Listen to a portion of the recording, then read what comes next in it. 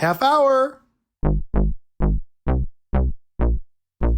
Hello and welcome to Half Hour, an entertainment podcast through Two Worlds Entertainment. I'm Richie Grasso, Artistic Director. And I'm Jeff Malone, Executive Director. It's Friday, July 23rd. Welcome to our podcast where we do our weekly recap on the scoop of all things theater and music industry related with lots of news and events of the week. We've been watching things, we've been learning things, we've been realizing things, and we're diving into all things theater and music related. So welcome everyone. Welcome. And we're gonna dive right into the theater world. That's where we're going first today, with this big industry news update. And by the way, this is all, I always say this in the beginning, spoilers. We're talking about a lot of shows. So when I mention the show or the thing, make sure you watch it before because we might give you a lot of spoilers. Watch it, read it, form an opinion. Yes, whatever it is. A video, a show, an article. Yes. So we are going to the industry news of the theater industry, talking about Actors Equity Association, as the Playbill article here says, the Actors Equity Association opens up eligibility for workers in non-equity productions. So to give a really quick scoop, Actors Equity is a union for actors and stage managers. It's an opportunity for those performers to perform in Broadway or anywhere professional or an equity professional production to be part of the union, where the union will negotiate their contract deals and safety protocols and payment and all that stuff. Okay. So this is, and it was always something where you kind of had to work to get into. You had to either be doing shows in equity houses as a stage manager or as an actor, building up your points if you were doing the point system, or getting offered a contract to get into the union. So it was something that people would work towards to get into. Sometimes that was also, and it's always been something like that. We're okay, it's not just because you can do a lot of non-equity professional paid productions and not get into the union, right? So that's always how it's been. So this is an open access membership policy that has just been announced effective immediately with Actors Equity. So what this does, it does a few things. It makes it easier for former members of Equity to rejoin the union. It used to be if you used to do shows and then you stopped and you wanted to get back in, you kind of had to not start from scratch per se, but kind of sort of. Now you can get right back in if you took a break for health reasons or personal reasons or whatever reason, right? So really interesting that that's one option. Also, the big line here is theater workers who can demonstrate they have, and I'm quoting the Playbill article, theater workers who can demonstrate they have worked professionally as an actor or stage manager within Equity's geographical jurisdiction can join the union effective immediately. Meaning if you can prove that you have been a paid actor or stage manager in any professional production in the United States, you can now join Equity regardless of if it was a union contract or a non-union contract. And I'm going to get your opinion about this in a second, but let me just also say, like I said earlier, it allows former members to rejoin the union without having to secure a new equity contract.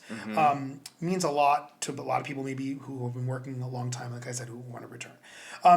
It's interesting, Kate Schindels, the president of the Actors Equity Association, she came out and talked about this, saying that the old system had a significant flaw. She's quoted as saying it made employers the gatekeepers of equity membership. And she later goes on to say, it now allows artists from all backgrounds will join us in building a union that uplifts the entire theater community, especially those who have not felt included or welcomed in the past. So in my opinion, I'm dying to know what you think of this. In my opinion, I think there's a lot of layers to this. I think there's a lot going on. I've heard everyone under the sun this week talking about this on social media.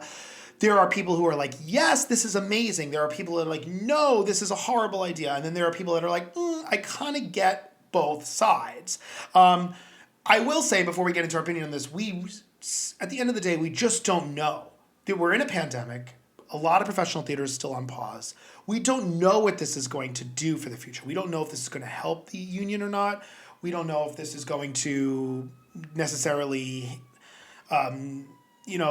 make this a more open access the goal is to have open access for all people to this, but will this help in auditions? Will this help in getting roles? It's not like now we have miraculously double the amount of equity theaters.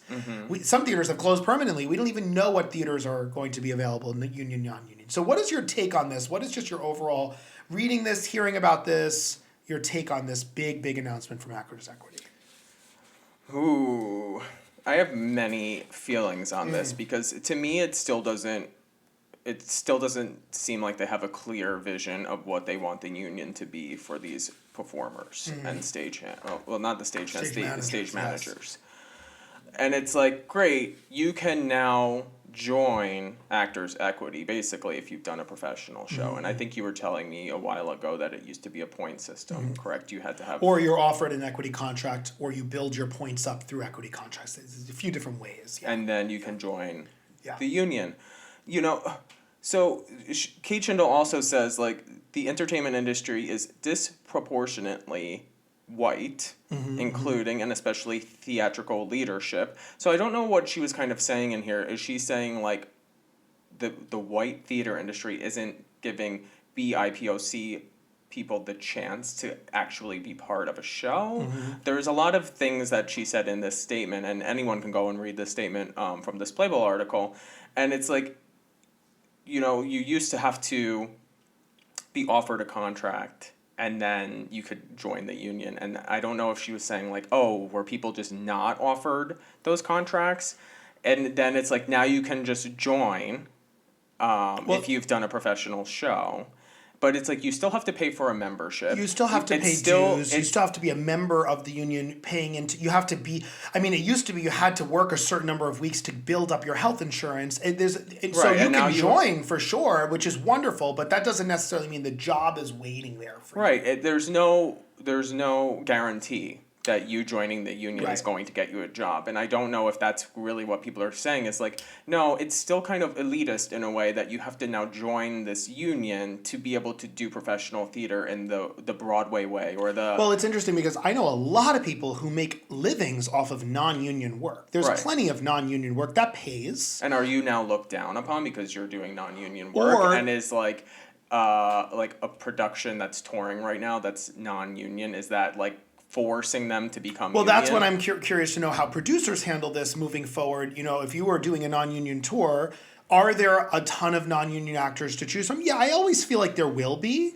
But also now, you know, it used to also be with an open call for a show, equity actors got in line first and were able to get seen first. And if and when the director or casting agent wanted to see more people, they could go to the non-equity line. And now your line doubles or maybe triple, I don't know, for equity line. So now it's like, okay, wow, this is very difficult for equity performers now because the pool has gotten a lot larger. Right, and I also think that the talent pool changes. So if everyone's joining the union and you have really great talented people, it's forcing producers and theater companies that also might be starting out and they can't afford to abide by some of these equity rules, that they now have to either make a big decision like, okay, this is going to have to be a full equity show. And what is it like, how can some houses become an equity house now? Is there those guidelines as well, you know? Right, well, and there's always been ways that new theater companies can start to work with equity and slowly build their equity presence. Some theaters are full equity, some are full non-equity, some are mixed, some contracts are equity, some are not.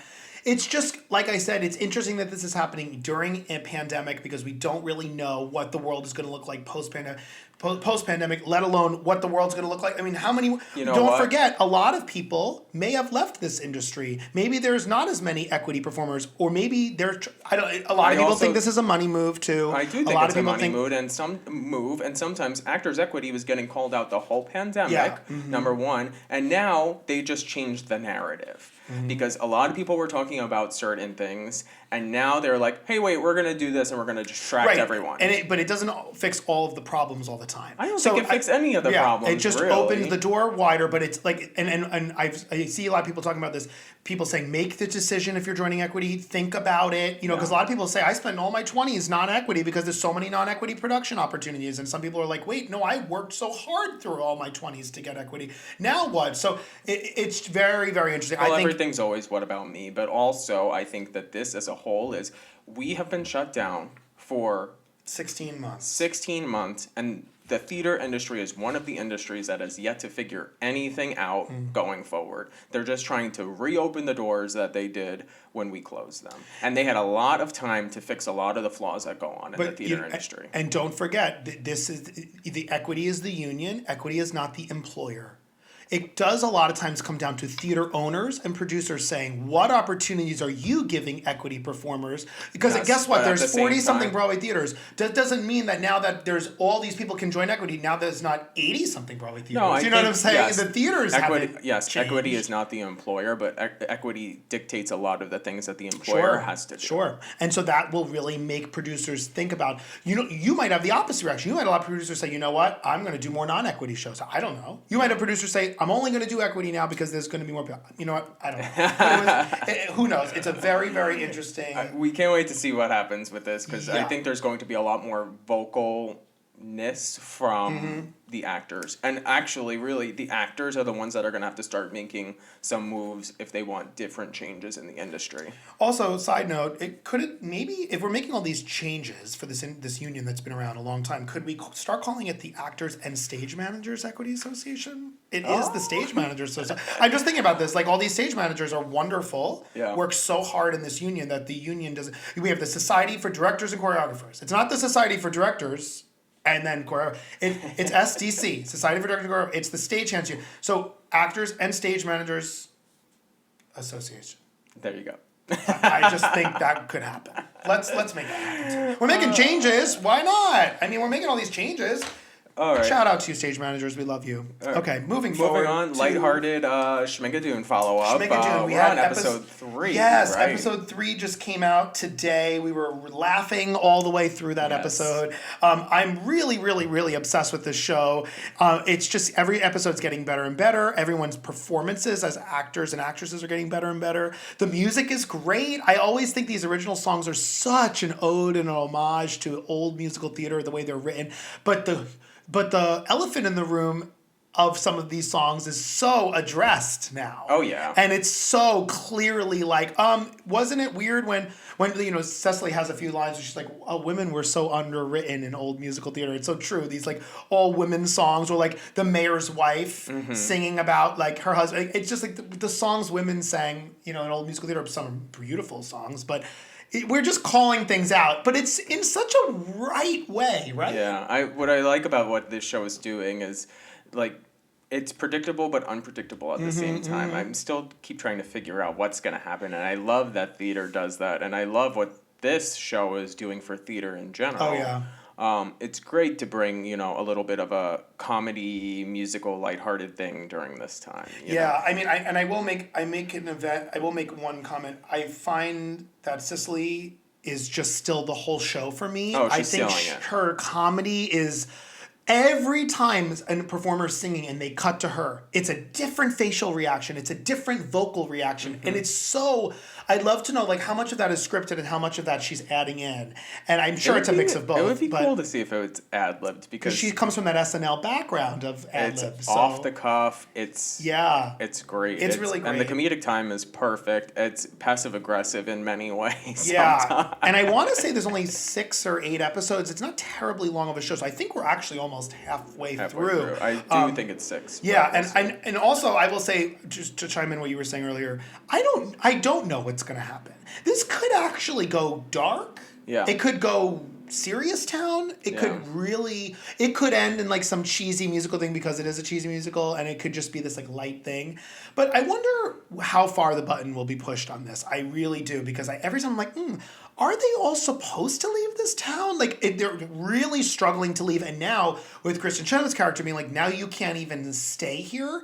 Now what? Like they can't stay there in the village anymore. But they also can't leave. So they it's can't like we have so leave. many questions on like, do you have to conform to this town's way of living to survive in the town? Right, how many of those people were not living there prior? And that's what I feel like it could get like dark. Like, do we ever could there be I don't know, this is me thinking, could there be like a season 2 or 3? Could this go on and we learn about all these people Maybe, before because they got there? When you're also watching, you watch how some of them, like Cecily's character, starts singing. Yeah. Out of nowhere. Yeah. So it's almost like she's starting to take on the trait of the town. It's almost like you're stuck in a horror movie or something, because you just start becoming that person. I always found with TV, that something like Orange is the New Black was such a big TV show because you had all these characters, and then when you had a flashback, how many times would we watch like, oh my god, they're doing the flashback on this person, we get to hear about their life, and sometimes you're like, oh, they were the same person before they got there, and something like, whoa, they were very different. So like, could we do something like that here with this town, or is it just going to be a light thing? I don't know. I feel like it can go one of two ways, but I'm really enjoying this show. And we're gonna keep talking about it till the season's over. But please go on Apple TV Plus and spend the $4 or $5 if you can and watch this show. It's really comedy funny. gold, and the music is really. And they well released written. the music. FYI, everyone. You can go listen. You can go listen to the music on streaming. My standout songs, obviously, this week was "He's a Queer One," "That Man Oh Mine." No, oh my. That Man Oh Mine, and then "Cross That Bridge." Cross That Bridge. Which I was like, where's the all-female number? Every musical has that big all-female, like, go get the boy number, which is so, like, oh my god. So funny. There we go, Cross That Bridge. So lots of fun. All right. And let's, you want to cross that bridge over into Miss RuPaul's Drag Race we All-Stars. All-Stars 6 episode last night. Things are happening here in the show. This episode was all about Ryan Murphy's Law, and we did a acting challenge with the queens, and it was just a little ode to the American Horror Story franchise. Everyone was a different, breakout star in there, and it focused kind of on the coven genre of things. And you had people like Lea Michele, Jessica Emma Lange, Roberts was a guest Emma judge, Roberts, Kathy Bates, Angela Bassett was also a guest judge, which iconic. Or not guest judge, guest appearance. Appearance, where she just talked to them. Right, Emma Roberts was the judge. So this was an interesting episode again. Acting challenges on RuPaul's Drag Race could either be really great or be really corny. It was very long. It wasn't really corny. It was just kind of too much, I think, at times. I'm like, I'm not sure what's going on in this episode. And I understand it's the point of giving them another different challenge other than singing or a looks challenge, things like that. I think I'm struggling with this show because I'm starting to see a lot of the overproducedness of the show. I'm not finding it to really be that authentic or real anymore. Yeah. In the early days of RuPaul's Drag Race, we were like, wow, this is so real. And maybe it's just because we've watched so many seasons. But I was a little shocked after this episode because I was like, everything was so predictable in the episode. They don't leave any room for uncertainty. And even from the queen going home to the queen lip syncing to the lip sync assassin who was Manila this week. Who's usually on it. And it was almost like they told her, don't go all 100%. It's interesting you wonder what's being told and what's not. I mean, I thought this was Ginger's week and it should have been her win. I thought she was really great. Right. Last week when we were like, oh no, that was not Ginger's week. This week, Ginger was out of her element playing a character that she would have never played and really did well at it. And then, and even from her goth look. Yeah. It was, I don't know, I just don't really get the judging. I'm kind of getting a little tired of this game within a game. Every week we think what's going to happen, and then they end it with the person leaving, like, wait, stay for the game within a game. And then I'm like, are we way overhyping this? I think we're way overhyping it because on All-Stars, we've already seen the game within a game before. But they make it believe that it's nothing like anything before, which is one queen comes back. And I'm like, is that the game? Is that really how we're calling this? Or is it truly another game? Do we know if those queens that went home are all doing something else? And one of them, what would be really interesting is could one of the queens that go home actually, maybe they do some game, and if they win, they could actually be top 3 or top 4? I mean, could it actually go there? That's what's happened. Look, Trixie Mattel in her All-Star season came right back and won. Yeah.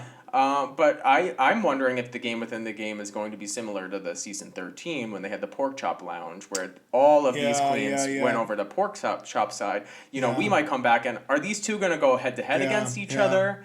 And then, we have 2 top queens at the end? Right. Who knows? Right.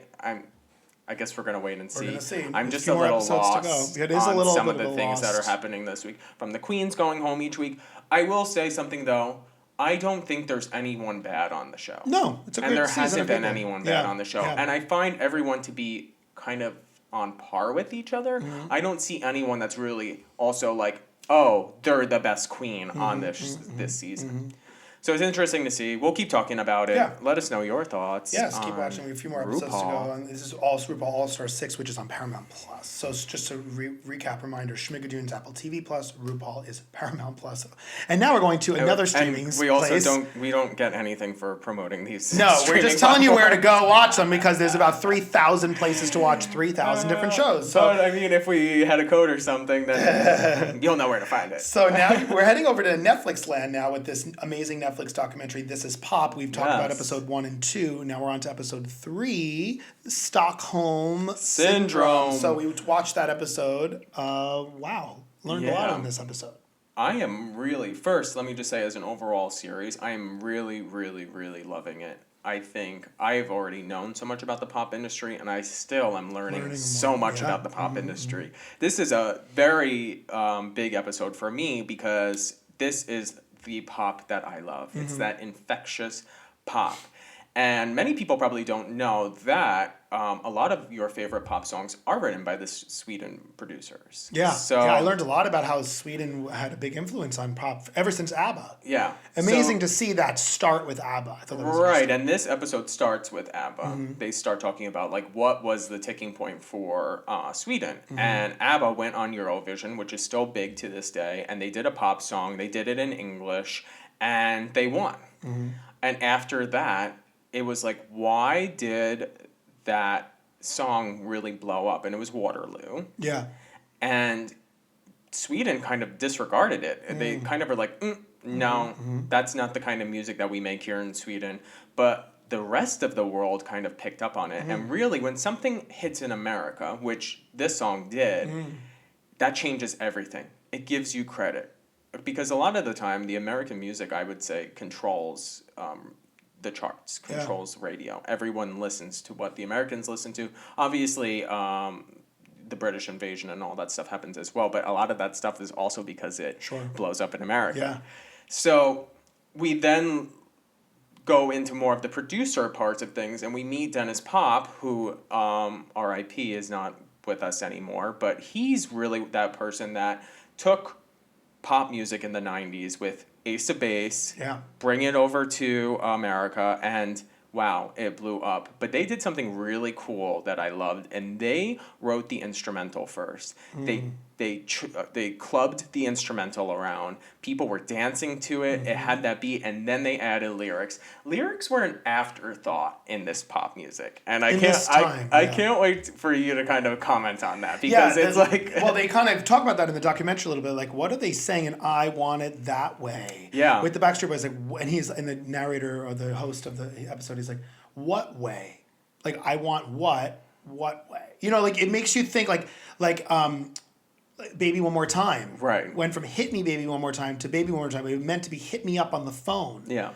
I mean, but that's not how we speak here. We would have never thought said, that. Hit me up on the phone one more time. It would have not, right? When we hear "Hit Me, Baby" one more time, still to this day, I think many Americans think like, is she getting abused? Yeah, it's weird. It's weird. So the lyrics, and then it's interesting because then you flash forward. This was now the 80s, 90s, early 2000s. Now you flash forward to someone like Taylor Swift, who's all about the lyric, who's so lyrical. I always say, I said this on one of the episodes, I think Taylor Swift could be a Broadway lyricist because I think her lyrics are so poignant and beautiful. But these songs were about the beat and the rhythm and that infectious verse, chorus, bridge, chorus kind of a vibe in terms of not being wordy, but just being like, bring us back to that I saw the sun, that kind of But fun. I think that's what they do as producers really well is they immediately hook you in from the start of the song. You don't have lyrics right away. Right. You have a beat and the chord, the infectious chord beat where it's like Ace of Base, it's like dum dum dum dum dum dum, and I'm like, wow, this is great. And then they didn't realize that all of these American pop stars were going to come over to them. Yeah. They thought they had to shop it around, and they had to put out Swedish artists. Right. They then realized, oh wait, people can come to us, and they had people like Backstreet Boys and Britney Spears and Pink and NSYNC and Katy Perry and Taylor Swift even that went over there, and they had people produce this music for them. And think about Taylor's 1989 album. That was a very Swedish, heavy produced thing, and that took her out of country music and put her into pop music. And that's still one of my favorite albums to this day. And then we talk a little bit about like how in the Broadway theater industry, how lyric is just as important as music. Those both marry to each other, importantly for the plot. Right. A pop song doesn't necessarily need to have anything to do with a plot, unless you're someone like Taylor who strings a plot through an album, maybe, Right. or things like that. So it's interesting to see what pop music was, what it is, what it will become. Right. It was really, really great. And this is just a wonderful documentary, really kind of recaps a lot. And it's on cool the to see, industry. and it's cool to see each pop producer from Sweden and what they've done. Yeah. And we learn later on that after Tennis Pop dies, Max Martin, who was working with him, became the dominant Sweden producer that really blew up. If you look at one of your favorite pop songs, you probably will see Max Martin's name. Yeah, sure. So It's very it's interesting. really cool. Everyone should really check out this documentary. Actually, We have a few more episodes to go, I think. Yep. I think we have 3 more. Yep. Yeah.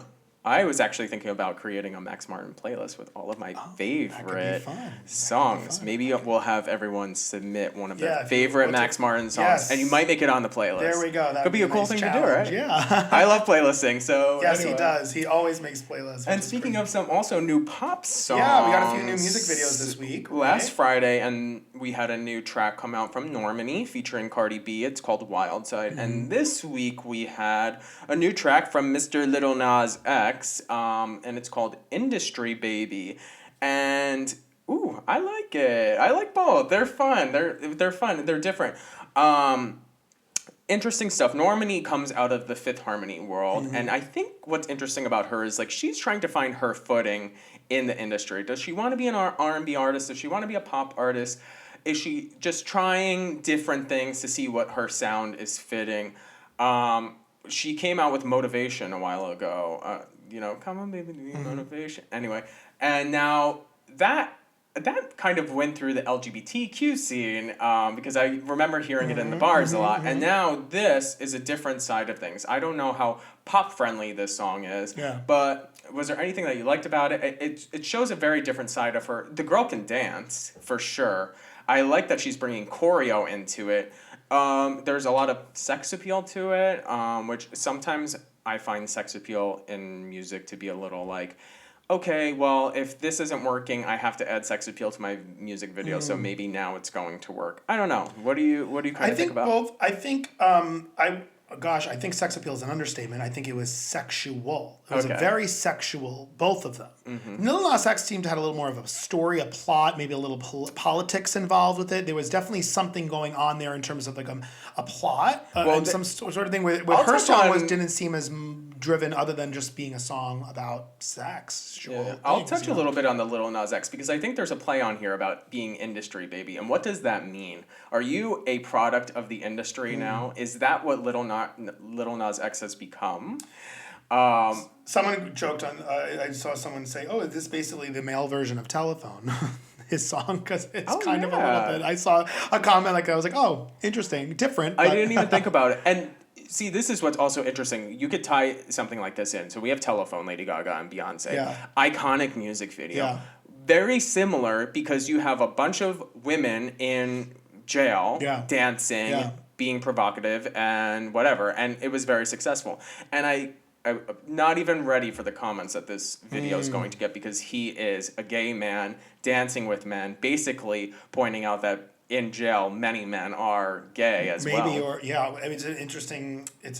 I think both. I didn't find either song to be very memorable. I don't know if they were extremely radio friendly or going to be really flying through the mainstream summer music circuits per se. Maybe they're both talented. I actually think what was most impressive, especially in both of them really, was the filmography of it, the direction of it, the way it's styled. I think there's such amazing progress made in the way a music video is filmed, and with the colors, the filming, the camera angles, I think that is actually more impressive than most of the actual content of that's one the thing I video. did appreciate now, because we're coming out of the pandemic a little bit, Yeah. because before, a lot of the pandemic music videos you could tell were like one person, shot, one green shot, screen, right, this right. we're Outside, back, spread out, yeah, we're two, back right, into some right, normal music right. video that has a storyline in the music video.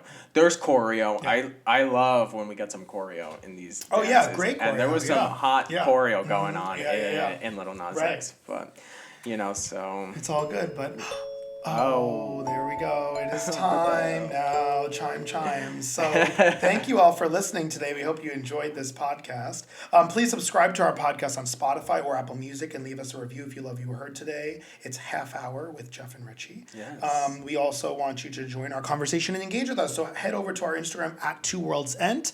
That's at TWOWORLDSENT. And comment on the latest post about this podcast episode. We'd love to hear from you about Jeff making a playlist and all these shows that we're watching. And we'd love to hear what you think. What should we talk about next week? We're here every week talking about the awesome things. Submission boxes There we and go. polls, and we would love to check hear what the you think stories as and- well. Yes, amazing. So thank you all so much. We hope you had a great time listening and have a great weekend. Until next time, we're going to sign off now. I'm Richie. And I'm Jeff. Saying ta-ta for now. Bye.